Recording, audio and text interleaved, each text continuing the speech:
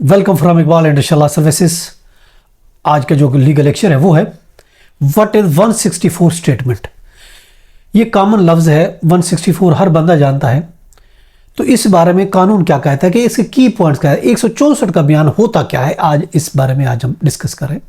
What is 164 CrPC statement, ये क्या कानून होता है, इसके अगर की इंपॉर्टेंट पॉइंट्स की अगर हम बात करते हैं, देखिए पहला ये है कि ये मजिस्ट्रियल रोल होता है। जो 164 का स्टेटमेंट है ये सिर्फ और सिर्फ मजिस्ट्रेट के सामने ही रिकॉर्ड हो सकता है। 164 का स्टेटमेंट याद रखें, पुलिस रिकॉर्ड नहीं करती बल्कि इलाका मजिस्ट्रेट करता है। इलाका मजिस्ट्रेट भी कर सकता है या कोई भी मजिस्ट्रेट, इसके लिए ये वो नहीं है कि सिर्फ इलाका मजिस्ट्रेट करेगा, कोई भी मजिस्ट्रेट इसको स्टेटमेंट को रिकॉर्ड कर सकता है, चाहे वो इलाके का हो या कोई दूसरा मजिस्ट्रेट भी 164 का स्टेटमेंट रिकॉर्ड कर सकता है। इस पर बहुत सी रूलिंग है। PLD 2022 लाहौर पेज 545 है। इसके बाद PLJ 2022 है, लाहौर है पेज 181 है। पहले तो PLD 2022 Lahore page 545, PLJ 2022 Lahore page 181 है, और इसके अलावा PLJ 2022 लाहौर पेज 302 और इसके अलावा PLJ 2021 है, लाहौर पेज 645।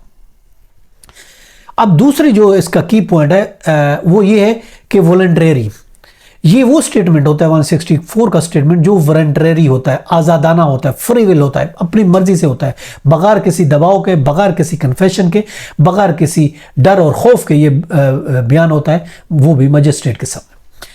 तीसरी जो इसकी इंपॉर्टेंस है वो है एडमिसिबिलिटी। इसकी एडमिसिबिलिटी क्या होती है, देखिए ये बयान जो कोर्ट में इस्तेमाल किया जा सकता है और इसकी एक वर्थ होती है, इसकी वैल्यू होती है। कॉरोबरेटिंग और इम्पीच द विटनेसेस बतौर एक्यूज पर्सनल टेस्टिमोनी के तौर पर ये यूज होता है।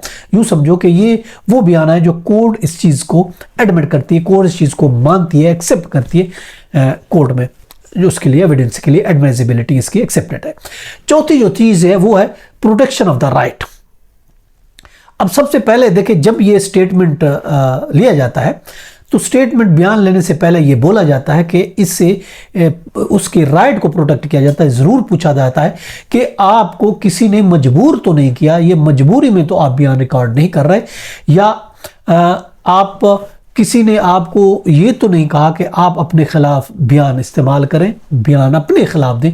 तो याद रखें ये बयान आपके खिलाफ इस्तेमाल हो सकता है। अगर आप अपने खिलाफ ये बयान देंगे, एडमिट करेंगे, तो आपके ये याद रखें, आपके खिलाफ अगर आप बोलते हैं तो इसलिए सब चीज़ उसको क्लियर की जाती है और ये कहा जाता है लेकिन जो आपके राइट्स हैं वो प्रोटेक्टेड हैं।